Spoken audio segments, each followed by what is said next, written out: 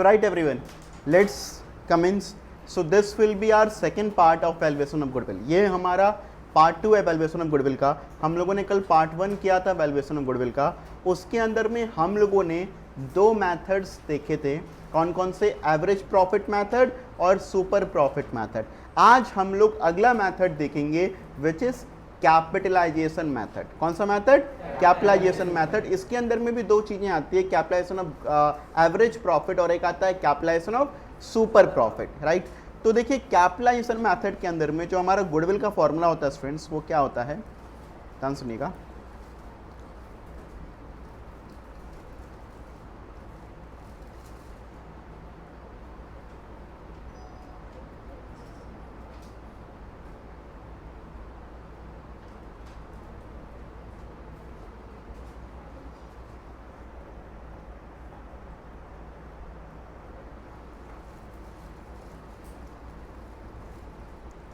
तो capitalisation method के अंदर में हम जो अपने गुडविल को वैल्यू करते हैं उसके दो मेथड्स होते हैं. एक होता है आपका कैपिटलाइजेशन ऑफ एवरेज प्रॉफिट और एक होता है आपका कैपिटलाइजेशन ऑफ सुपर प्रॉफिट.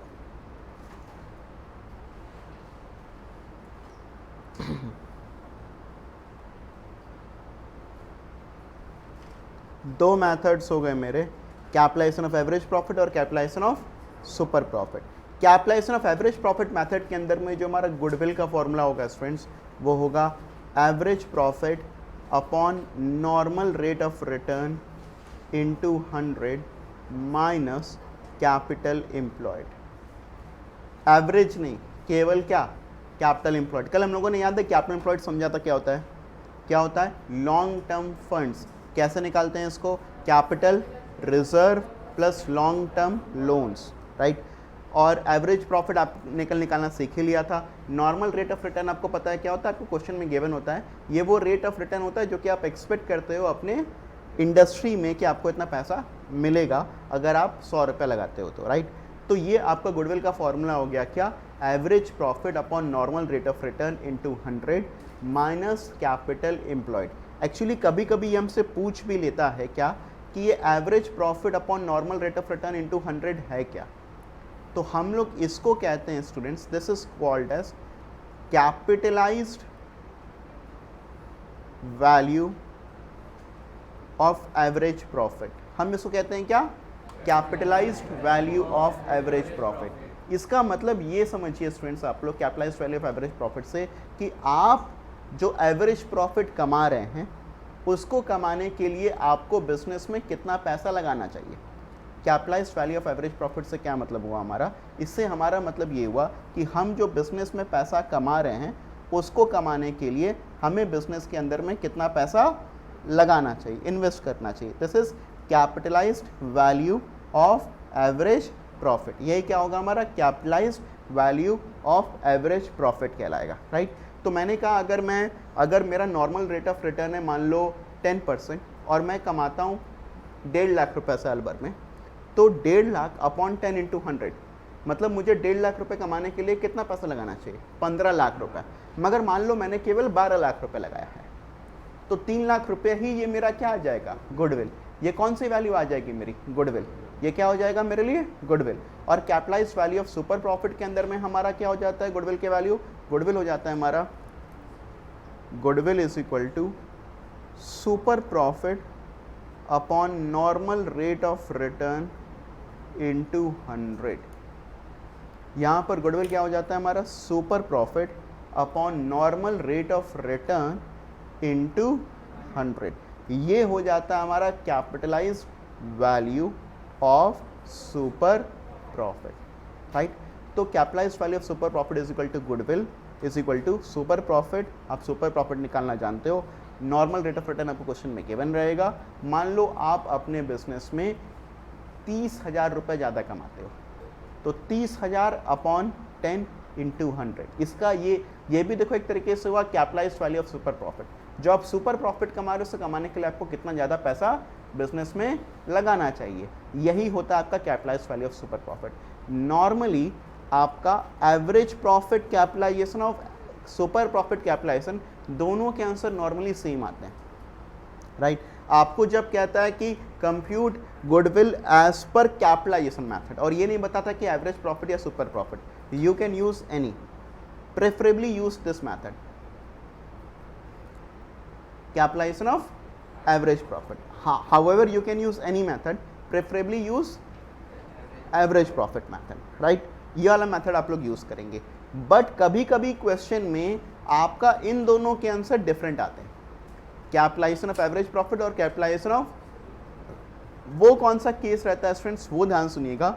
वो केस हमारा तब आता है, capitalisation of average profit super profit का जब आंसर डिफरेंट आता है, वो केस हमारा तब बनता है if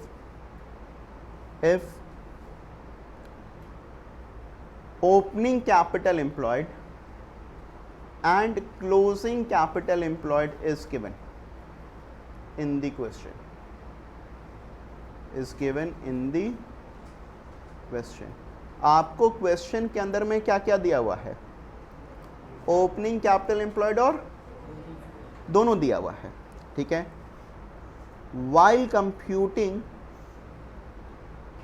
while computing capitalization of super profit and capitalization of average profit, answer will differ.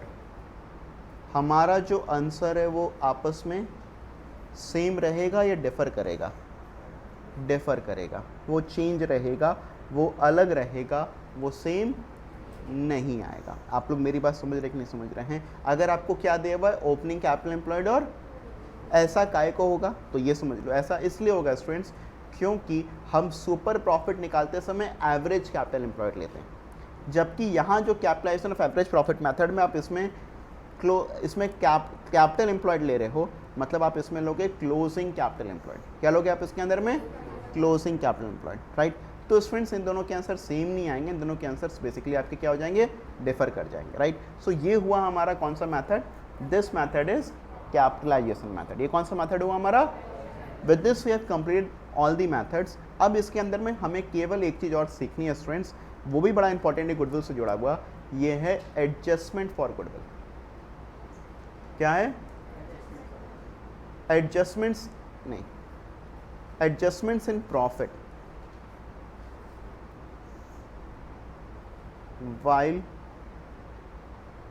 computing goodwill. हम लोग क्या करेंगे, हम अपने प्रॉफिट्स में एडजस्टमेंट करेंगे.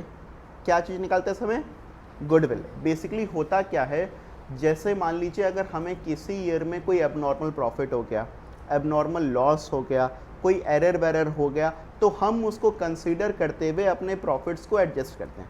इसके लिए हम लोग क्या करते हैं स्टूडेंट्स, हम एक एडजस्टेड प्रॉफिट का टेबल बनाते हैं. क्या करते हैं स्टूडेंट्स, एडजस्टेड प्रॉफिट का टेबल बनाते हैं. आप यहाँ पर एक बनाते हैं एडजस्टेड प्रॉफिट टेबल. समझ रहे हैं. इसके अंदर में क्या क्या रहता है आपका रहता है पर्टिकुलर्स, और आपका जो भी ईयर रहेगा, जैसे ईयर 1, ईयर 2, ईयर 3, ये, और यहाँ पर आ जाएंगे आपके प्रॉफिट्स ड्यूरिंग द ईयर. बात समझ रहे हैं आप लोग. एडजस्टेड प्रॉफिट टेबल आप बनाओगे, इसमें पर्टिकुलर्स ईयर 1, ईयर 2, ईयर 3, इसमें क्या आ जाएगा आपका profit during the year. Right. अब इसमें अब आप क्या करोगे, अब अगर आपका पास्ट में कोई लिखा हुआ है किसी ईयर में एबनॉर्मल लॉस हुआ, मान लीजिए लिखा हुआ ईयर 2 में एबनॉर्मल लॉस हुआ, लिखा हुआ ऐसा क्या, ईयर 2 में एबनॉर्मल लॉस हुआ, तो आप क्या करोगे, एबनॉर्मल लॉस को ऐड कर दोगे. क्या कर दोगे स्टूडेंट्स, क्यों ऐड करते हैं, क्यों नहीं लेस करते, एबनॉर्मल लॉस तो लेस होता है. एबनॉर्मल लॉस हुआ, उस कारण से मेरा उस ईयर का प्रॉफिट घट गया, जबकि वो घटना नहीं चाहिए था, तो फिर हमने यहाँ पर क्या कर दिया, ऐड कर दिया, प्लस कर दिया. अगर हमको कोई एबनॉर्मल प्रॉफिट हुआ, तो हम किसी ईयर में अगर हमको लिखता है, मान लीजिए ईयर 3 में लिखता है कि हमको कोई एबनॉर्मल प्रॉफिट हुआ, तो हम क्या करेंगे, उस एबनॉर्मल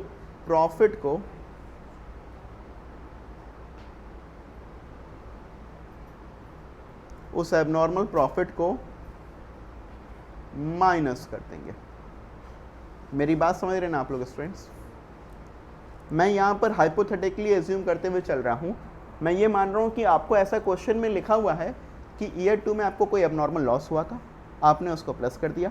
ईयर 3 में आपको कोई एबनॉर्मल प्रॉफिट हुआ था, आपने उसको माइनस कर दिया। आई होप ये बात क्लियर समझ में आ रही है आप लोग को, राइट? अब आपको क्या क्या दे सकता है और क्या क्या एडजस्टमेंट्स हो सकते हैं? एक दे सकता है आपने अपने क्लोजिंग स्टॉक को ओवर वैल्यूड किया या अंडर वैल्यूड किया। क्या हो सकता है? What will be the abnormal gain or abnormal profit? It can be anything. Abnormal gain, abnormal profit कुछ भी हो सकता है। मान लो कोई लॉटरी कारण कोई ऑर्डर मिल गया अचानक से, कुछ ऐसा कुछ हो गया, कुछ सेल हो गया अचानक से, कुछ भी एबनॉर्मल गेन के रूप में हो सकता है जो कि नॉर्मल अपने को बिजनेस कोर्स में नहीं होता है। That would be called as abnormal, right? तो ये हो गया। अब अगर हम लोग आगे प्रोसीड कर रहे थे स्टूडेंट्स, तो कहाँ पर थे हम लोग, राइट? तो मैं आपको बता रहा था क्लोजिंग स्टॉक। क्लोजिंग स्टॉक के ओवर वैल्यूड होने का मतलब क्या है कि क्लोजिंग स्टॉक को आपने ज़्यादा दिखाया। अंडर वैल्यूड होने का मतलब है कि क्लोजिंग स्टॉक को आपने कम दिखाया। तो हम कहते हैं अगर हमारा क्लोजिंग स्टॉक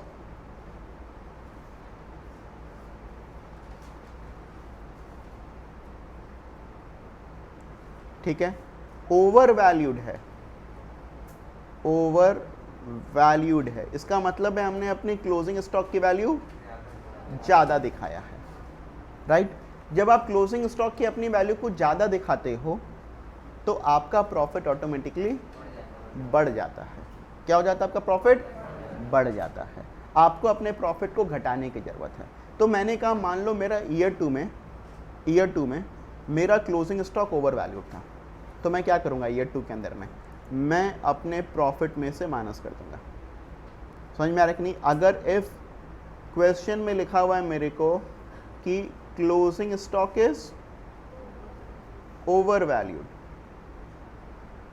तो अब मैं क्या करूंगा, यहां पर ओवर वैल्यूड है तो अब आप क्या करोगे, over valuation of closing stock करके स्टूडेंट्स मानते हैं एक बार के लिए ये भी ईयर 2 में है, तो ईयर 2 में से हम माइनस कर देंगे। आई होप बात समझ में आ रही है? अच्छा, जब किसी ईयर का अगर क्लोजिंग स्टॉक ओवर वैल्यूड हो जाएगा तो उसके नेक्स्ट ईयर का ओपनिंग स्टॉक ओवर वैल्यूड हो जाएगा। किसी ईयर का अगर क्लोजिंग स्टॉक ओवर वैल्यूड हो गया तो उसके नेक्स्ट ईयर का ओवर वैल्यूड हो जाएगा। अच्छा, जब ओपनिंग स्टॉक ओवर वैल्यूड होगा, जैसे क्लोजिंग स्टॉक के ओवर वैल्यूड होने से इनकम बढ़ गई थी, तो ओपनिंग स्टॉक की ओवर वैल्यूड होने से खर्चा बढ़ जाएगा, मतलब प्रॉफिट कम हो जाएगा। क्लोजिंग स्टॉक के ओवर वैल्यूड होने से प्रॉफिट बढ़ जाएगा, मगर ओपनिंग स्टॉक के ओवर वैल्यूड होने से प्रॉफिट कम हो जाएगा।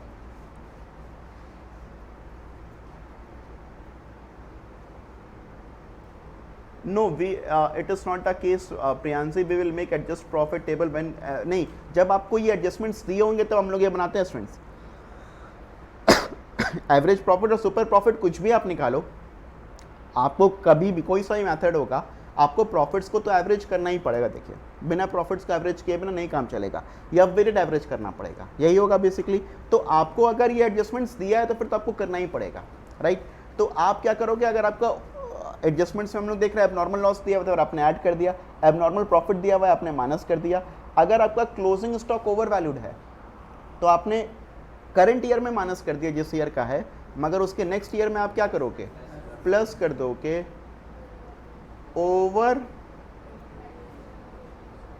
वैल्यूएशन ऑफ ओपनिंग स्टॉक बोल करके नेक्स्ट ईयर। समझ में आ रहा है कि नहीं? ये दोनों अमाउंट सेम है, मैं इसको ऐसे मार्क कर दे रहा हूँ। तो ये आपको समझ में आया कि ये दोनों के दोनों अमाउंट क्या हैं, दे आर सेम। समझ में आ रहा है कि नहीं?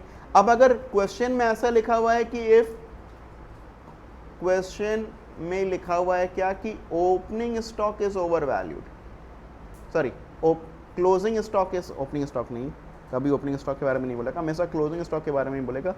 If closing stock is under valued, मतलब उस क्लोजिंग स्टॉक की वैल्यू कम दिखाई गई है, तब हमें क्या करना चाहिए, ऐड करना चाहिए, तो प्लस करेंगे।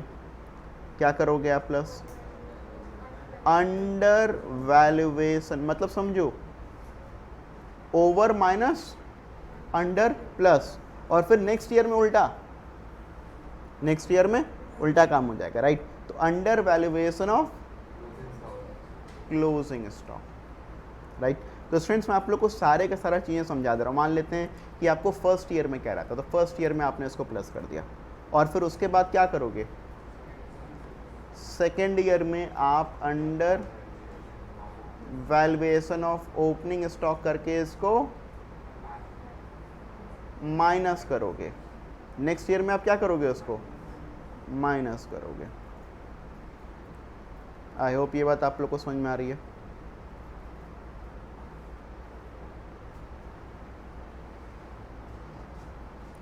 राइट।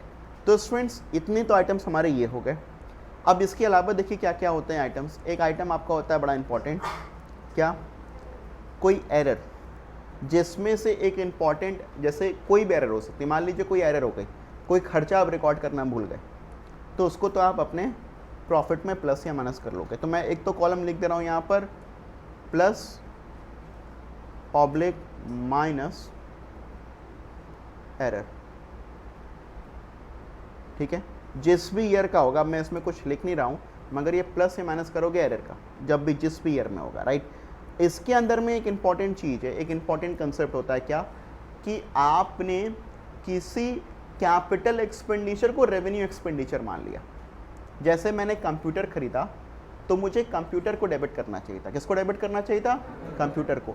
मगर मैंने कंप्यूटर को डेबिट करने की जगह पर मैंने इसको रेवेन्यू एक्सपेंस मान लिया। तो रेवेन्यू एक्सपेंस मान लिया मतलब मैंने इसको पीएल में अपने डेबिट कर दिया, जबकि वो पीएल में डेबिट नहीं होना चाहिए था। तो अगर हम किसी कैपिटल एक्सपेंडिचर को रेवेन्यू एक्सपेंडिचर मान लेते हैं, तो फिर हम क्या करेंगे?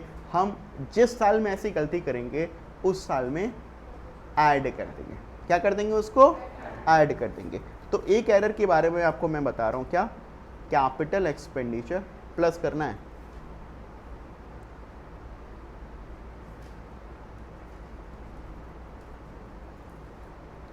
क्या? कैपिटल एक्सपेंडिचर ट्रीटेड एज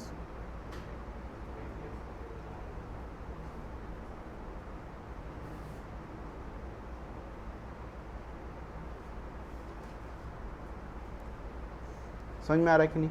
मान लेते ईयर 1 में ही ये गलती हो गई, तो ईयर 1 में आपने क्या कर दिया? उसको ऐड कर दिया। अच्छा, फिर इसके बाद अब आप क्या करोगे?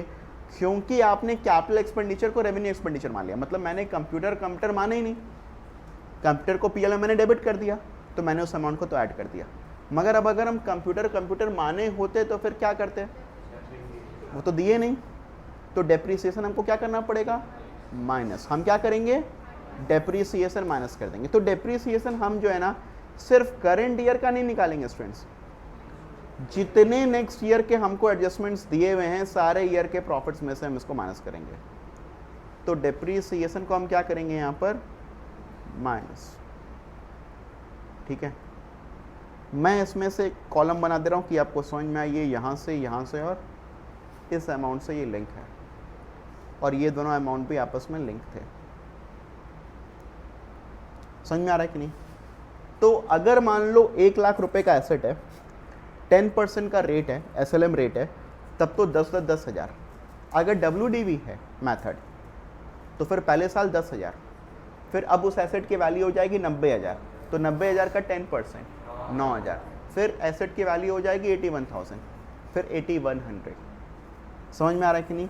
सो एंड सो करके आप घटाते चलोगे। अच्छा, अगर जिस ईयर में आपने एसेट को एक्वायर किया, मान लो उस ईयर में एसेट आपने 6 महीने ही पुट टू यूज़ किया, तो केवल कितने महीने का डेप्रिसिएशन बताओगे? 6 महीने का, राइट। ये एरर के बारे में बात हो गया। कैपिटल एक्सपेंडिचर ट्रीटेड उल्टा भी हो सकता है, ठीक है।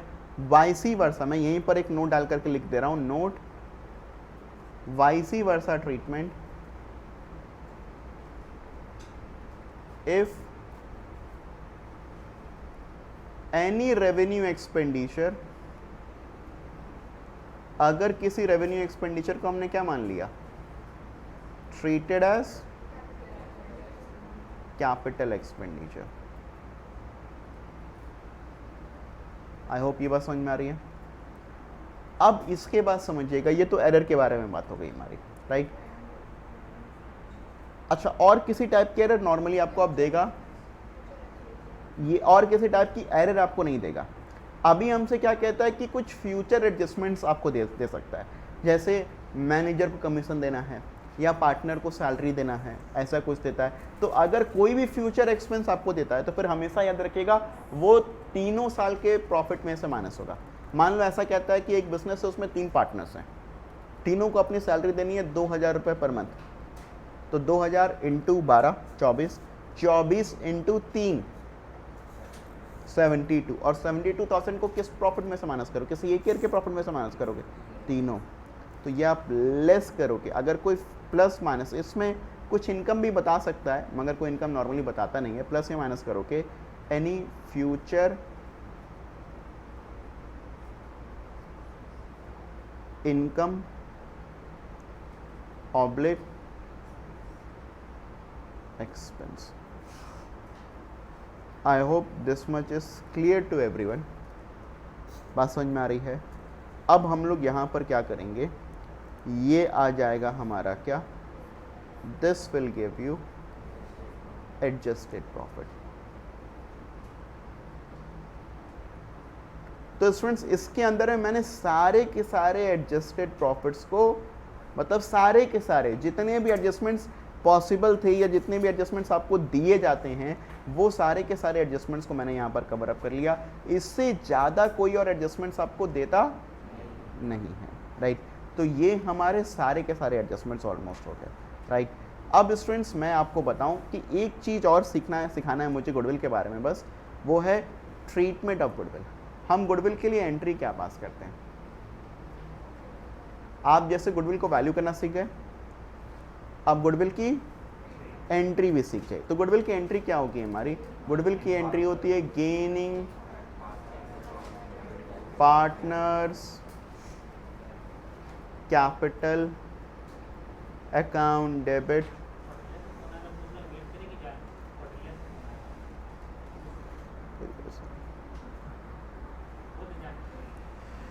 टू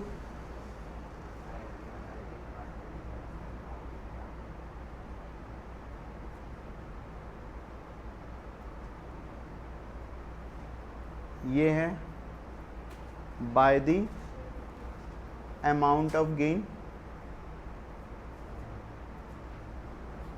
और ये by the amount of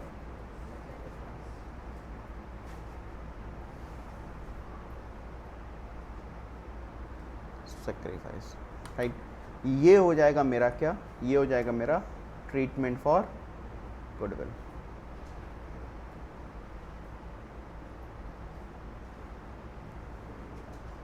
right तो क्या एंट्री हो गई मेरे students? Gaining partners capital account debit to sacrificing partners capital account, right.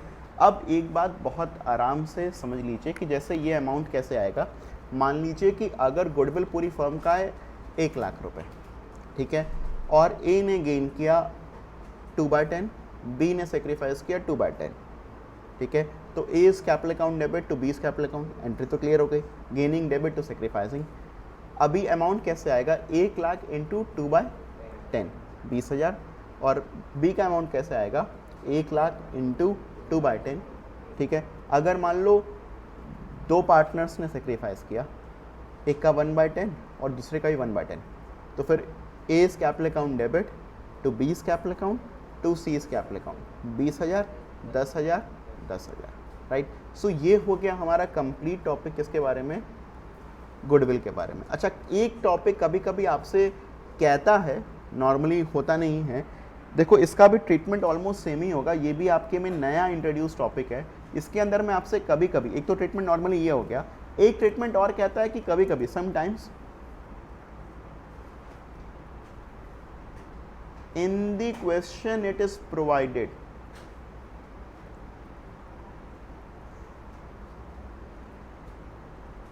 that goodwill is to be raised and return of. इसका मतलब क्या होगा? क्या आप गुडविल को पहले रेज करोगे और फिर राइट ऑफ करोगे? इसके लिए देखिए क्या एंट्रीज हम लोग करते हैं स्टूडेंट्स, ध्यान समझिएगा, ये भी मोटा मोटी तौर पर सेम ही होता है। हम दो एंट्रीज के लिए पास करते हैं। पहली एंट्री होती है हमारी goodwill account debit to old partners capital account, किस रेशियो में? ओल्ड प्रॉफिट शेयरिंग रेशियो में। फिर हम इसी गुडविल को राइट ऑफ कर देते हैं। तो फिर अब हमारी एंट्री होती है जो भी न्यू पार्टनर्स कैपिटल अकाउंट, जो भी हमारे जो भी नया रेशियो से जो भी चेंज होगा, ये मैंने आपको सेम बताया, सेम चीज़ आपका फॉलो हो जाएगा किसमें? हर जगह पर, चाहे चेंज इन प्रॉफिट शेयरिंग हो, चाहे एडमिशन हो, चाहे रिटायरमेंट हो, कुछ भी होगा सेम चीज़ फॉलो हो जाएगा। सिर्फ एडमिशन में ना ट्रीटमेंट ऑफ गुडविल के लिए मैं आप लोगों को कुछ अलग एंट्रीज और सिखाऊंगा, वो अलग से मैं उसको आपको रिकॉर्ड करूंगा, राइट। मगर नॉर्मली आपका जो है गुडविल का ट्रीटमेंट हर जगह पर यही होता है, gaining debit to sacrificing partners capital account, right? So sometimes in the question it is provided that goodwill is to be raised and then written off. क्या हो गया? goodwill account debit to old partners capital account, और फिर हो जाता है आपका new partners capital account debit to goodwill account। इसमें क्या आ जाएगा? ये आप राइट ऑफ किस रेशियो में करते हो? न्यू प्रॉफिट शेयरिंग रेशियो में करते हो।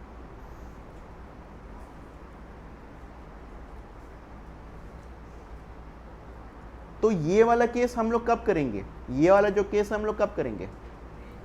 जब क्वेश्चन में स्पेसिफिकली लिखा होगा, क्या लिखा होगा? कि goodwill is to be raised and then written off. हमको गुडविल को पहले रेज करना है और फिर क्या करना है?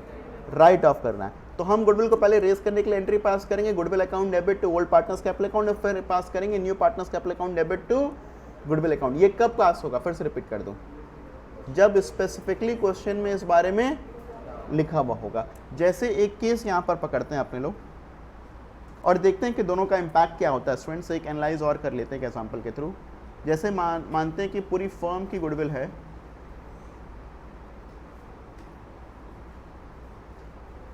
1,00,000 रुपए, old profit sharing ratio A/B का है 3:2।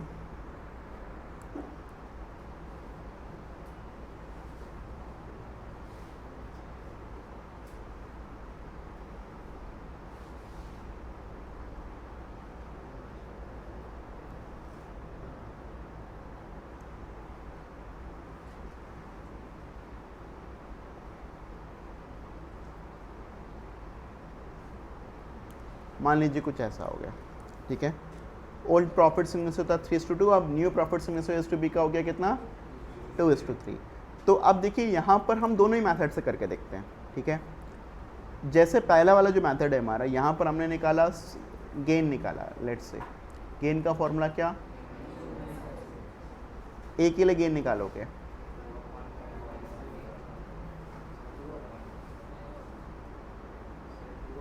गलत हो गया ना। न्यू था 2/5, ओल्ड था 3/5, -1/5, ये क्या है इसका? सेक्रीफाइस। और बी के लिए क्या हो जाएगा? 3/5 -2/5, 1/5, ये क्या हो गया? इसका गेन हो गया, ठीक है। मतलब बी तो गेन कर रहा है मगर ये सेक्रीफाइस कर रहा है, राइट। अब यहाँ पर एंट्री अगर हम लोग पास करें, फिर इसमें एंट्री मेरी बहुत ही सिंपल से होगी, क्या? बीस कैपिटल अकाउंट डेबिट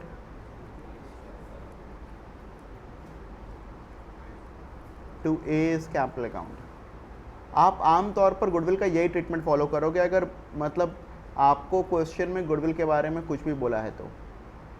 मगर ये मेथड 2 आप लोग कब फॉलो करोगे? जब क्वेश्चन में आपको स्पेसिफिकली प्रोवाइडेड होगा कि आपको गुडविल का ट्रीटमेंट जो है आपको ऐसे करना है कि गुडविल को पहले रेज करना है और फिर राइट ऑफ करना है। तो फिर इस केस में आप क्या करोगे? गुडविल को आप पहले रेज करोगे, उसके लिए एंट्री होगी क्या? Goodwill account debit old partners old profit sharing, goodwill account debit to A to B, कितना हो जाएगा? 1,00,000, 60,000, 40,000। फिर इसको राइट ऑफ करना है, क्या हो जाएगा? A's capital account debit, B's capital account debit to goodwill account. कितना हो जाएगा? 1 लाख. अब राइट ऑफ करोगे तो फिर कितना आ गया? ये 40, क्योंकि अब नया रेशियो तो फिर 2:3 है. ये 40 हो गया और ये 60 हो गया. अब देखो गुडविल तो डेबिट क्रेडिट हो गया, खत्म हो गया. नेट इफेक्ट हमारे लिए क्या बचा? नेट इफेक्ट हमारे लिए ये बचा कि ए का खाता हमारा क्रेडिट हुआ है 60 से और डेबिट हुआ है 40 से. तो नेट ए का खाता 20,000 रुपये से क्रेडिट हुआ है और बी का खाता नेट 60,000 रुपये से डेबिट हुआ है और 60,000 रुपये से, इस वाली एंट्री की मैं बात कर रहा हूँ, 60,000 रुपये से यहाँ पर क्रेडिट हुआ है और 60,000 रुपये से यहाँ पर डेबिट हुआ है. तो नेट बी का खाता डेबिट हो गया. तो नेट इफेक्ट देखोगे तो फिर इसका भी क्या आ रहा है? इसका भी नेट इफेक्ट आ रहा है आपका कि आपका बी का खाता डेबिट हुआ है 20,000 रुपये से और ए का खाता आपका क्रेडिट हुआ है 20,000 रुपये से. तो नेट इफेक्ट तो यही हुआ ना, B debit to A's capital account, right? So students, this is how things are done in goodwill, right? So this method is basically used. वाला जो method है उसका benefit क्या है कि ये आप यूज़ करोगे तो फिर आपको नंबर मिलेगा. सेकेंड वाला मेथड अगर एग्जाम में मांगेगा तो इसी मेथड से यूज़ करके आप यू कर सकते हो. प्रैक्टिकली आप दोनों में से कोई सा मेथड करो, it is one and the same thing. It is giving you one and the same thing answer, right? उसमें कुछ भी अंतर नहीं है. I think all the doubts are sorted from my end. There is no doubt in this topic. चलिए, thank you so much. अब मैं चाहता हूँ कि आप